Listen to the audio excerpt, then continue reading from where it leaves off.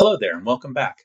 I'm Martin, and today on Daddy Rolled a One, I'm going to be taking a very, very quick look at some of the character classes. They were NPC classes or non-player character classes that were in this particular volume of the Best of Dragon. This is Best of Dragon Volume 3. So again, it's just going to be a quick video, but I did want to publish something this week. We're right kind of like in the week right before Christmas, and I'm actually really busy at work, and also my daughter has finals this week. So I've been trying to kind of help her study. She gets out of school early, and so I've been kind of running her around town to meet with our study groups and things like that. So I just didn't have time to do a full-blown video this particular week. I hope you guys can understand that, but I did want to publish something because all of you have been so kind. Every time I publish a new video, I always get people saying that they're really excited that I did that, and I don't want to skip a week. So I did want to publish a video this week.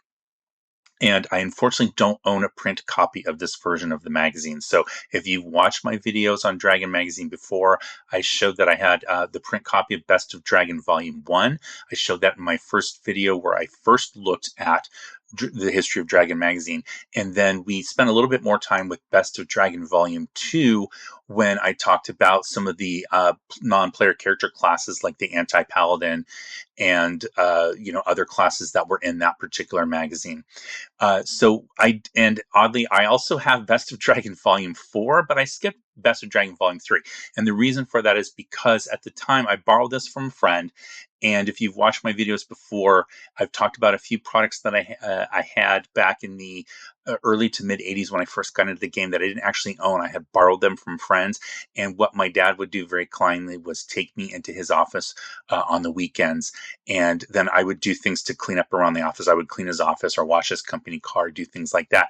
And then he would a lot of times photocopy articles for me. So I had a ton of articles from this particular magazine volume, Best of Dragon Volume 3, that he photocopied for me, and I kept them, and so I never got around to buying the magazine. So I did want to show it to you, however, because I've had a lot of people say that this was maybe their favorite Best of Dragon, and so I did want to go over that and just talk about why I don't own this in print, but we can look at it here on my screen. So really quick to start with the cover art, if you saw Best of Dragon Volume 1 and 2 that I showed you before, I'll put a quick screen grab here.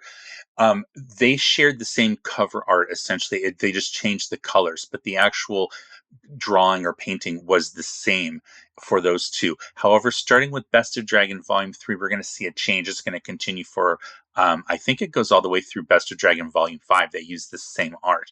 So this is credited in the back credits to the TSR, art department design team or something like that, this dragon here. However, if you played D&D in the 80s, you recognize this right away. This is the dragon from the cover of the Frank Metzner edited version of the basic set for D&D, what a lot of people now call the red box. It was the first of the Beckme edition. So, if you're unfamiliar with that edition, please see my video on the history of editions of Dungeons and Dragons.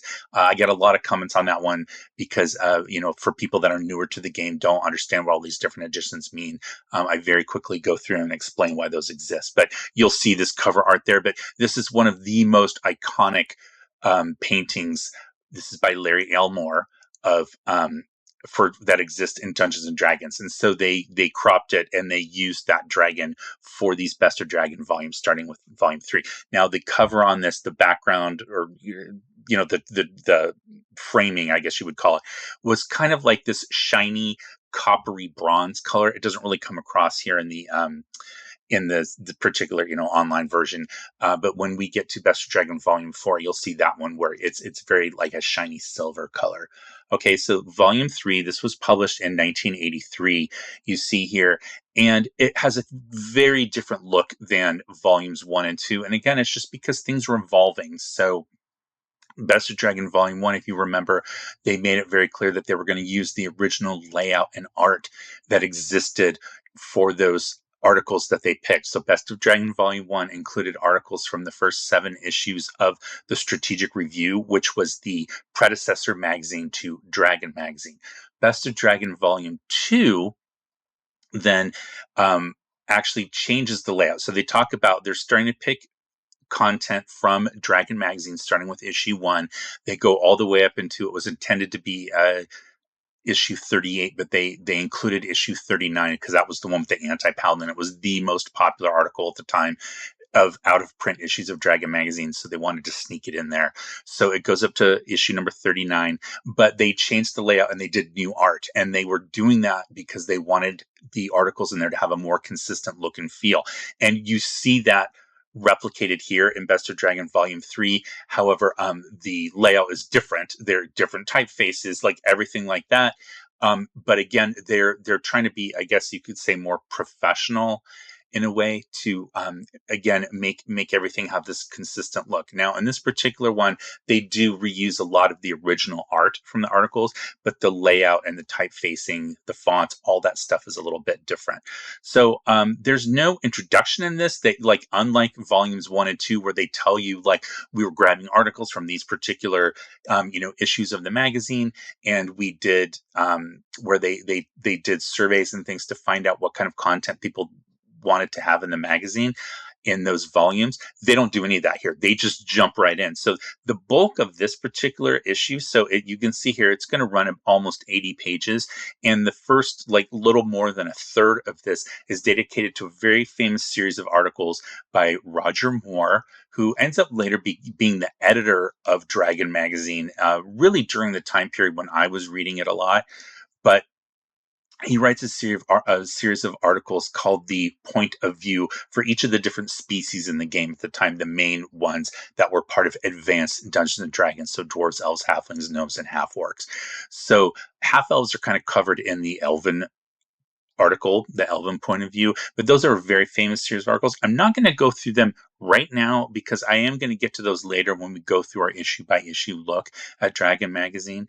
But I just wanted to address it, that is the bulk of the content in this particular issue. There's also a huge section here on running dragons, and so different ideas for how to run a dragon and make them more lifelike, or like adding new species like steel dragons and gray dragons and things like that.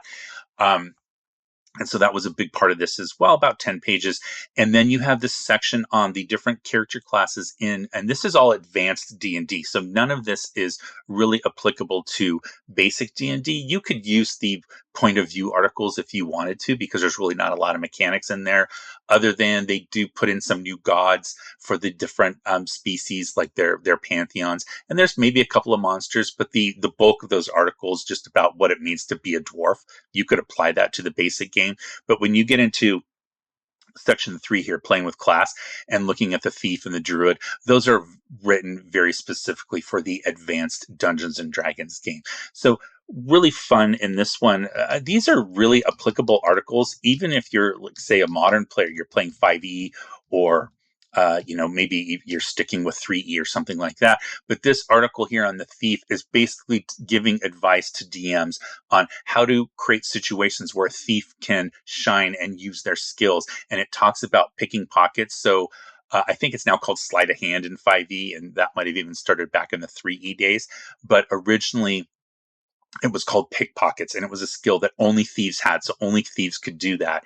And it talked about how this particular, this is written by Len Lekofkin. He's going to come up in a second here, but he's talking about how he played in a game once where a thief got all the way up to like 16th level and had only picked a pocket once during the game. But that's a skill that a thief has. And so if you're not using it, you're kind of like not playing to your potential, and you're not utilizing the skills that you were given, yet you're paying the experience points, assuming that you are using them. So if that makes sense, he talks all about, like, kind of how to make these skills a little bit more usable in a game, and helping a referee understand how to arbitrate them. So I think it's a great article, definitely worth your time. There's an article here on the druid and the DM, and kind of, again, how DMs can find situations to help druid players excel in the game.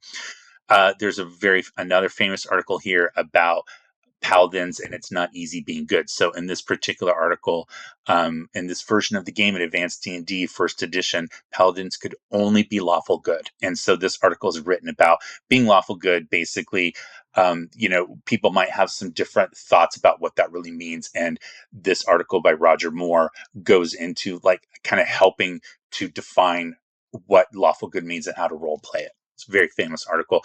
This is the revision of the monk class. Again, I'm going to go into these in further detail when I get into the issue by issue overviews of Dragon Magazine, so I'm not going to go into it now, but this particular article, the supposition of this is that the monk that's written in the player's handbook for first edition is not really workable, or it could be better, and so this article seeks to do that. And then this article here on the left, singing a new tune, a different bard, not quite so hard. You've seen this before. I have a whole video on the history of the bard class, and I actually have this issue in print, issue number 56, and I pulled this out and we talked about this particular article.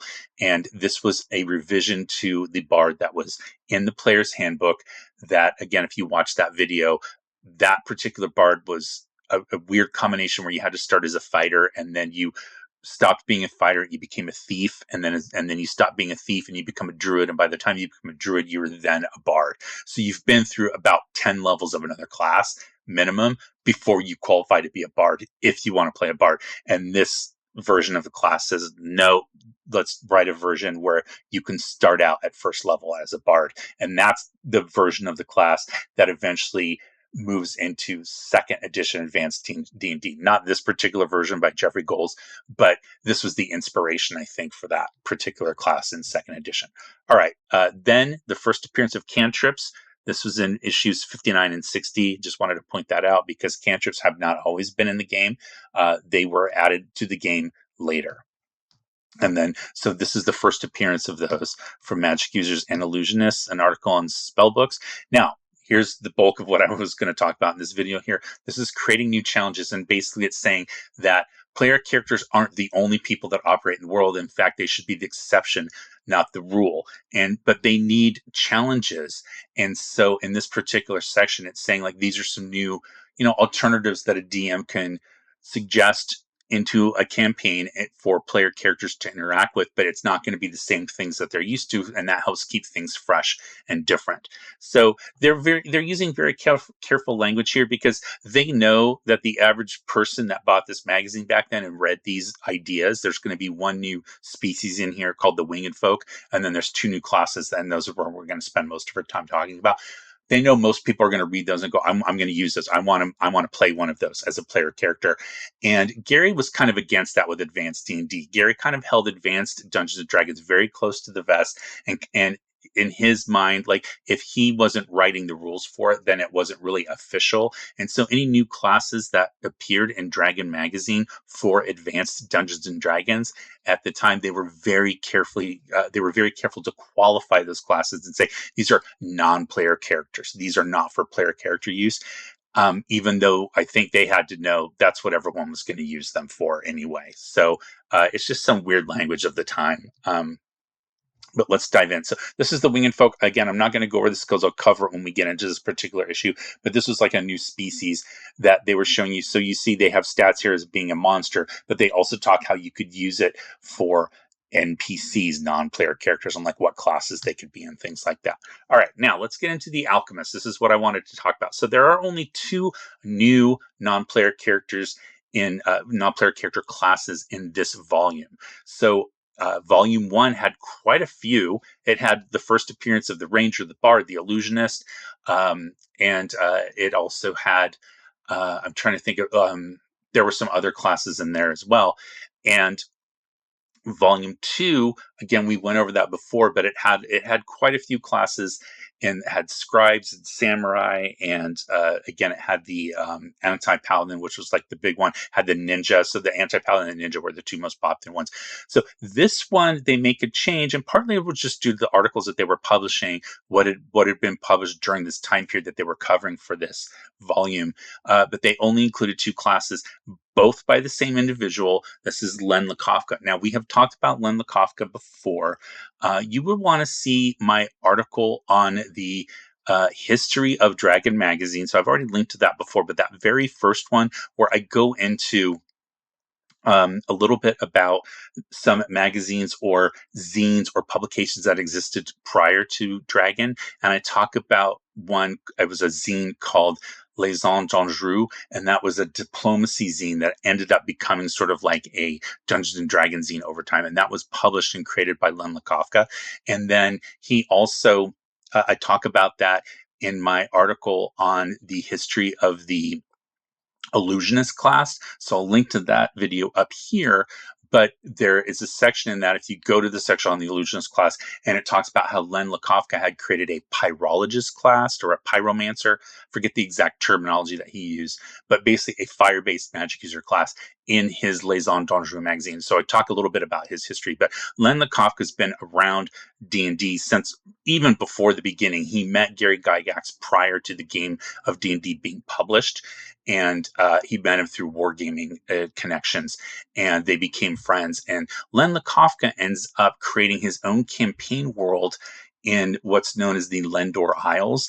And those Lendor Isles end up getting incorporated into Gary Gygax's world of Greyhawk. So there were a series of adventures that were published, the L series in the 80s for Advanced Dungeons and Dragons.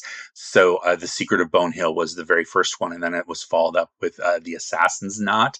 And then there were like a few others, but those are the two main ones, L1 and L2. So those are written by Len Lakofka, and Gary incorporated the setting of those into the world of Greyhawk. That had happened prior to that, but Len was running his own world, and he was able to carve part of it out and have it become part of the world of Greyhawk. So the Lendor Isles exist in that campaign world for Gary Gygax. So Len, again, has been around forever. He's still with us, which is great. Still publishing things, not so much in the role-playing world, but he published a book sort of about the history of barbarians and Vikings and things in the movies. And I actually got that as a birthday gift back in September. So I haven't had a chance to dive into it yet, but I am looking forward to that. So that's a little bit about Len Lakofka. So he writes this class here on The Alchemist. Now, this was originally published in issue 49. However, there had already been Alchemist classes written about in Dragon magazine. So going all the way back to issue 2 was the very, very first one. And that was for original Dungeons and Dragons. And then there were a few others that came out prior to this one, as well as later, all the way up until issue number 130. There was another version of the Alchemist class. However, the editors at the time, they picked this version of the class. And he talks about, you see here right at the very beginning, he says it's an obscure subclass of magic users. So really quickly, again, if you're new to the game, if you're a 5e player, you're familiar with the concept of subclasses. There were subclasses in first edition, however, they were very, very different in the terms of implementation. Basically, all a subclass was a variant of a main class. So Rangers and Paladins were subclasses of fighters. And the reason that they did that was because they shared a lot in common with the fighter class, that the rules didn't want to have to repeat that over and over and over again. And so they just kind of said, these three classes all share commonalities here, and then they'll give you, oh, well, the Paladin subclass has these extra abilities, the Ranger subclass has these extra abilities, so then their experience points tables are different. Not all classes had the same experience points tables, and so that's what a subclass was. So druids were subclasses of clerics, and it's because they shared the same saving throw tables, the same hit dice, the same attack tables, things like that. So he says the alchemist is as a subclass of magic user. And so then right away, that's telling you as a player and as a referee, as a dungeon master, then you start to understand, like, okay, they're probably going to have D4 hit dice because that was what magic users had back then. They're going to have limited weapons. They're going to have limited armor. So it's giving you this common language to understand, like, so they don't have to, you can go into it right away, kind of having a sense of how this class is going to work. So anyway, and it just talks about how they're always non-player character classes. Again, that language there, but it's they give it detailed information, because as a player character, you might want to hire one of these. And if you did, then the dungeon master would need to know what they're capable of doing when you hire them. So just kind of an interesting little way of wording that. It also goes on later to talk about how they have very kind of like trade aspects at the early levels, where they're glass blowers and they're potters and they're brewers and things like that. And so they might have those abilities and never get to the point where they can use magic and make potions and poisons and things like that. So almost kind of like a sort of expert type character. and then gives their ability scores, and then what races can be them, which are humans, elves, and half elves only. And then it mentions that they only get experience from plying their trade, not from adventuring. So in advanced D&D, you got experience from basically engaging in encounters and then taking gold, and then that gold was then transferred to experience points. So if you've got 5 gold pieces in an encounter, if you found 5 gold pieces, that was 5 experience points. It's a very simple explanation. But in advanced D&D, you got less experience for killing monsters than you did for finding gold. So the idea was, if you could make it happen, you wanted to get through an encounter without combat, because that would expend hit points and spells, and you had a chance of being hurt or dying. So you ideally, if you could, you'd want to sneak into the lair when the monster wasn't there and take the gold and get away, and then that was worth the experience points. But he's saying in this article, alchemists don't get experience points for that. They only get experience points for applying their trade. And then it's a very interesting article because it's extremely detailed. It's very fiddly. I like Len Lakofka. I like a lot of his ideas. I like a lot of his writing. I do not like this particular class. It's, like I said, it's too fiddly. There's just too much going on here. It's also just not fun to read because it's just so numbers oriented. There's these abilities here, and you see these percentages for crafting pottery and glass, and the percent of chance to know a potion, and the analysis of the potion, and the analysis of the unknown potion, and then manufacturing poisons of mild, toxic, lethal, and destructive levels, and then the difficulty value. It's a lot. It's just too much. And again, it's not really easy to kind of parse through and understand what you're looking at when you see that. And that's just one of many tables that's going to be in here. But alchemists have the ability to make potions, and then it talks about how they write prescriptions in a special language called alchemies, which I don't like that. If I had used these in a game, I totally would have changed that. Alchemies just doesn't sound right to me. I would have made up another name for that, but they make potions. They can make poisons, and then it says they can't wear magic armor of any type, but they can wear protection things like cloaks and rings. They rarely use weapons, but they can use daggers and darts, but they can't throw their daggers. It's very important. Can't throw the dagger. So it just, again, this is just how classes were presented back then. So then it goes into owning like the different kind of magic items that they could own. That was very important to know which magic items you could or couldn't use. And then they fight as magic users. They make saving throws as magic users, but they're at -2 for all forms except versus spell. So, and then you see this table here, and you've got your level titles, which again, I do appreciate. I do like level titles. Did a whole little short video about how you could apply level titles in a modern game. I just think it's kind of a fun idea from past editions that I know it's never going to come back at this point, but I do think that they're fun to use in a game. It's very fun for world building purposes. So then you have all these different abilities that they have. So ability A, as you see here in the special notes, ability A is that, they can do pottery stuff. And ability B is glass blowing. And ability C is learning magic of a minor sort, read magic and things like that.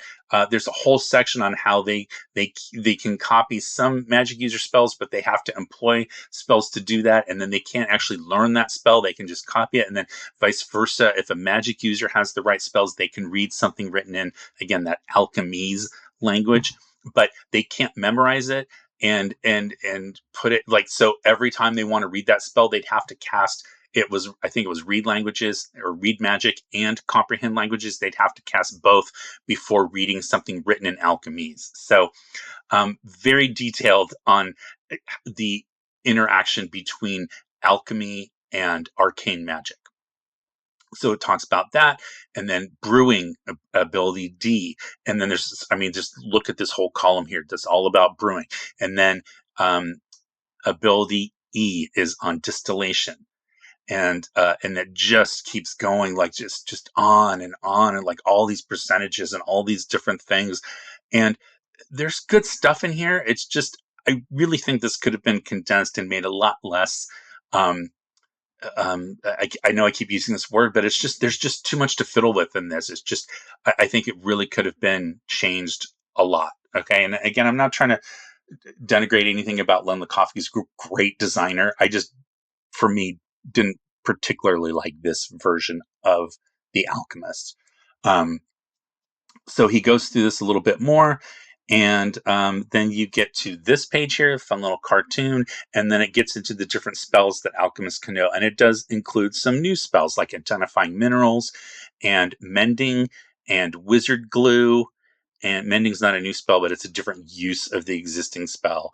And then there's identifying potions and identifying plants and identifying poisons, a lot of identifying things, which, I guess makes sense a little bit. Different uses of heat metal and freezing metal. And there's even a familiar thing in here that they can do. So that's the Alchemist that's in here. Now, again, I know I've talked a little bit about this. So I went through all of the Alchemist classes from Dragon Magazine, as well as the Complete Alchemist, which was published by Bard Games back in the late 70s or early 80s. I have this I actually have a print copy of this. But alchemy was a thing like that. A lot of people were trying to figure out, like, how can we use this in the game? And I actually wrote my own version of an alchemist class that I'm going to be publishing soon for the basic version of Dungeons and Dragons, the 1981 Moldvay Basic. Here's just a quick look at the page spread that I'm working on for this particular class. It's undergoing editing right now, so it's going to change, but just gives you a quick sense. But the idea was that I put the entire class on 2 pages. That means it's much more simple. Now, partly that's because basic D&D, by its very definition of the name, is a much simpler, easier, quicker, and more flexible game than Advanced Dungeons and Dragons. Advanced D&D is all about needing to have a rule for every conceivable thing that could happen during the game, and basic D&D is about ideas that the player trusts the referee to make a ruling on, and then just get on with the game. So I wrote the class with that in mind, but I just kind of wanted to share why I like alchemists, and I think there's a place for them in D&D. And while sometimes I think it's possible to take an existing class and just tweak it and role play it differently, I do think that an alchemist is more than just role playing a magic user as a potion maker. It could be a little bit different than that, which is why I changed it. All right, so let's get back to this particular volume 3 of Best of Dragon, and look at the Archer class. So this was another really popular class that came out. A lot of people have mentioned it in the comments to me when I've been talking about these classes from Dragon Magazine. So here you go. Here's the Archer. This was from issue number 45 in Dragon. And this is by Len Lakofsky again. So he wrote both of these. Now, I remember this particular class because I really wanted to play one of these very specifically. I wanted to play an Archer Ranger. I was obsessed with Rangers at the time because I was reading the Lord of the Rings trilogy. So I really liked Strider and that whole idea of like an organization of Rangers. And so my very first advanced D&D character was a half-elf Ranger. You see my character sheet here. I still have it all these years later with totally, not cheating on my ability scores. I promise I rolled those straight.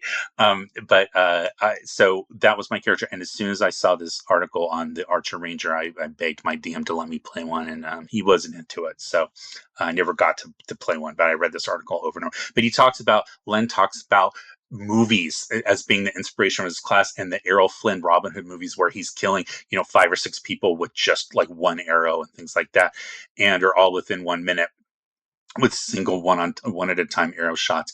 And why can't you do that in D&D? And he's saying, well, because it's not balanced. And so he recognizes that it's fine that the game doesn't make it possible to do things that you see in movies, because that would not be balanced. But then he says, is there something we can do? Can we try to push the envelope a little bit? And so he creates the Archer NPC class, and then the Archer Ranger subclass. And the Archer Ranger is really just a standard Ranger, but it's just better at using bows. And so he talks about that here. Again, some just goofy language at the time. So if we look at this paragraph over here on the right, where it says archers can be human, elf, half-elf, or half-orc, and some other humanoid races, such as orcs, can be go up to 3rd level as archers, gnolls can become 5th level archers, and hobgoblins can become 4th level archers. Kobolds, goblins, dwarves, gnomes, and halflings cannot become archers. And then my favorite, only humans and half elves, should say half, but common mistake when you're typing this out, because we've seen that mistake before. Only humans and half elf can become archer rangers. Archer rangers can only be human and half elf. So just repeating it. I'm sure that was just an editorial mistake that slipped through, but only archer rangers can only be human and half elf, and that's because at the time in advanced D&D, rangers as a class or subclass could only be human and half elf, and so it wouldn't make sense to let the archer ranger be more than human and half elf, since the regular ranger, upon which the archer ranger is based, could be only human and half elf. All right, so it talks about their use of armor. They can use shields, but they have to set it down when they're shooting their bow. So I think it would have just made more sense. Don't let them use shields. But he puts it in there. Talks about the different weapons they can use. Interestingly, they can use swords of any type, daggers, axes, spears, javelins, darts, or scimitars. Basically, they don't use blunt weapons. That's just not their thing. And they don't really use pole arms, except for the throwing spear. And then again, they're using the same saving throw tables as fighters. They're attacking for melee attacks on the fighter tables, and they begin with only 2 weapons: a bow and then some type of sword, usually, but basically another hand weapon. So it just goes through here and talks about all the abilities that they can get. It's exactly what you'd think. They're better at bows than they are at melee, and they're better at using bows than any other character. So that's the reason why you would play one of these, is if you wanted to be really good at at using a bow, more so than a standard fighter. You also have to remember that this article is written before Unearthed Arcana came out in 1985, which adds weapon specialization to the fighter class. And so that wasn't an idea that existed when Len Lakofka wrote this article. So once our Unearthed Arcana came out, if you wanted to, you could play a fighter who specialized in the bow and basically replicate some of the ideas that Len's writing here for the archer class. So that's why this class existed at the time. It was because prior to weapon specialization in advanced D&D, there was no way for a fighter to be really good at a particular weapon unless he just found a magic weapon and used that, and then he's not really good at the weapon. It's just that the magic bonuses are what make him good. All right, but this was a way to have a character that was good at archery. So talks about that, and then it repeats basically all the abilities that a ranger class would get. So the bonuses against giant class creatures and all that kind of stuff. They only gain druid spells and some specific magic user spells, and advanced D&D rangers at higher levels got access to druid and magic user spells. And then so it goes through that, and then it talks about like making arrows for your bows and things like that.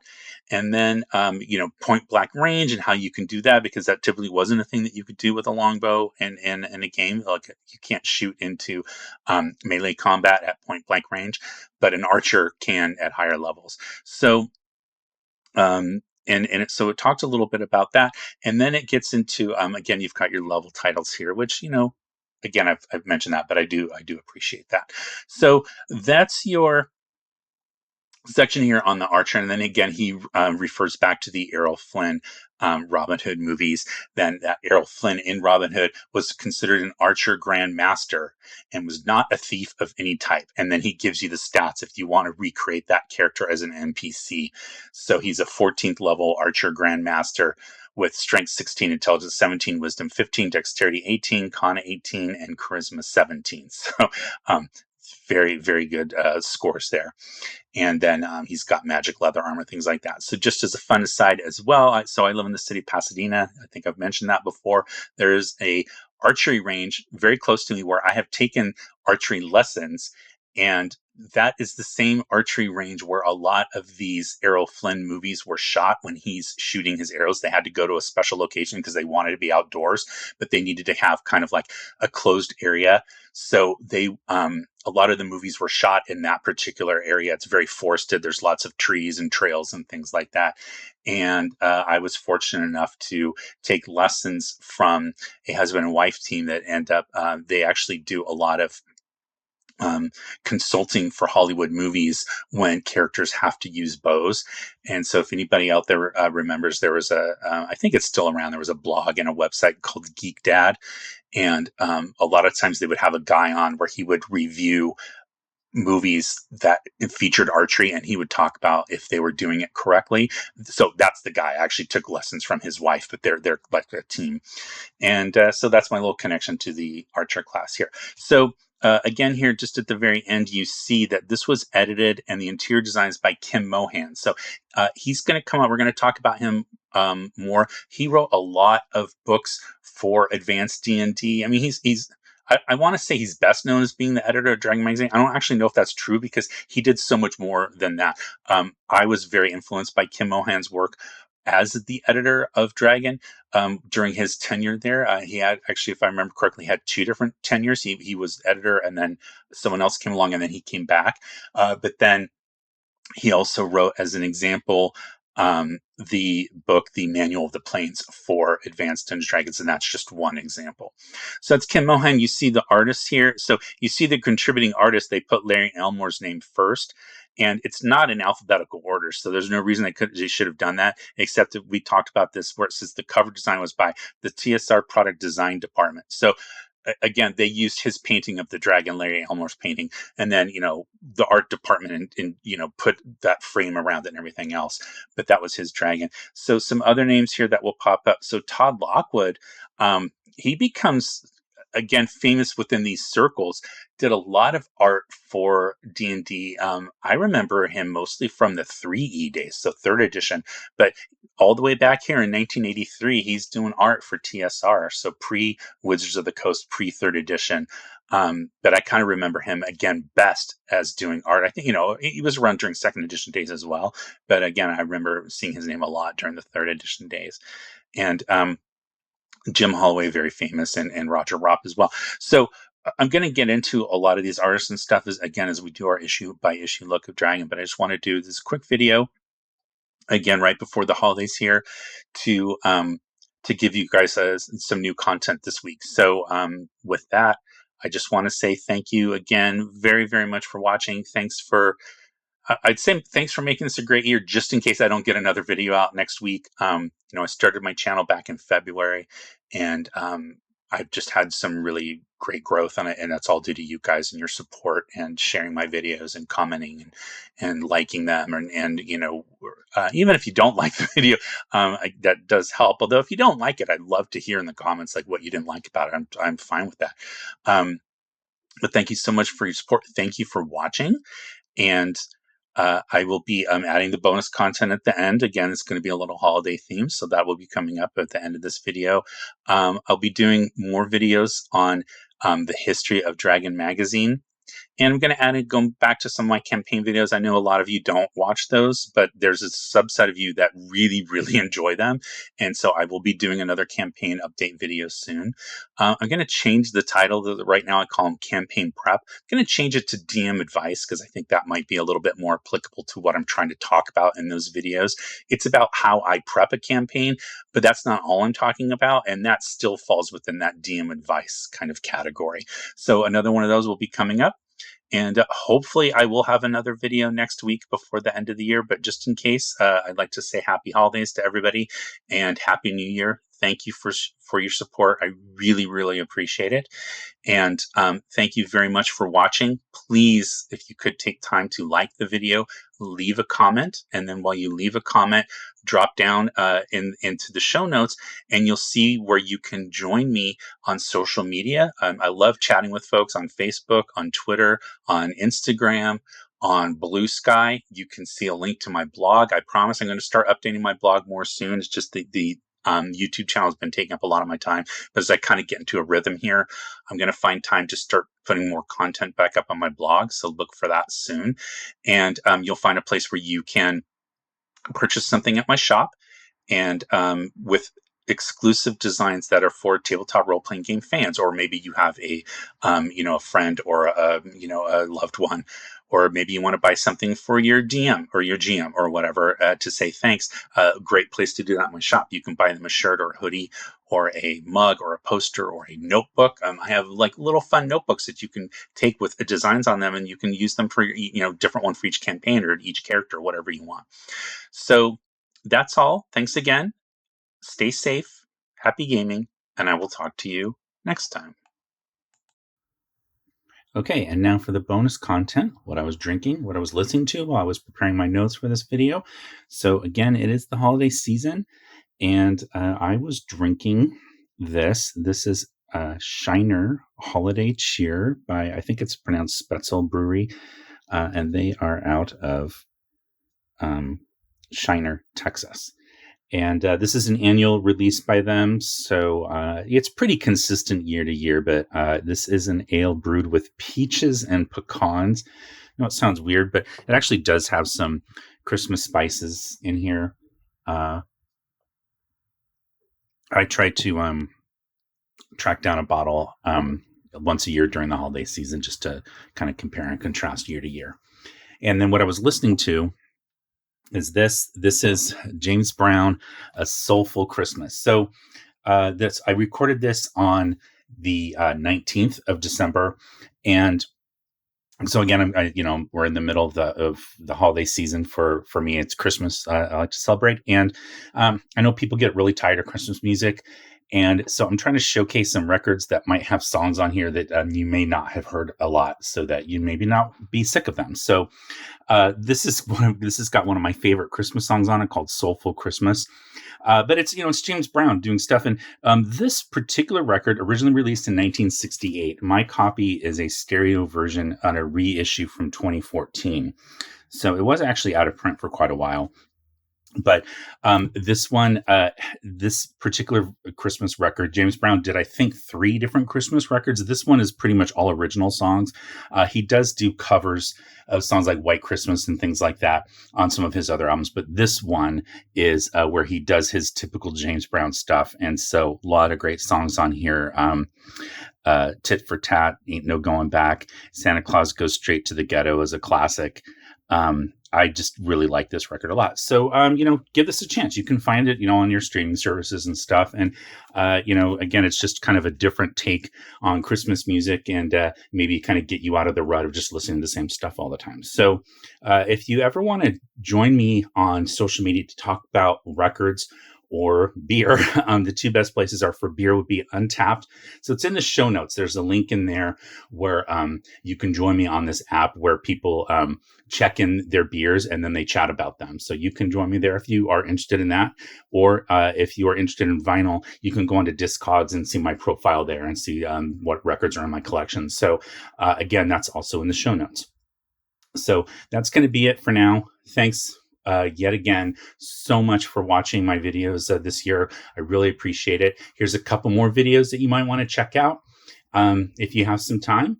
And until next time, thanks again, and cheers and happy holidays.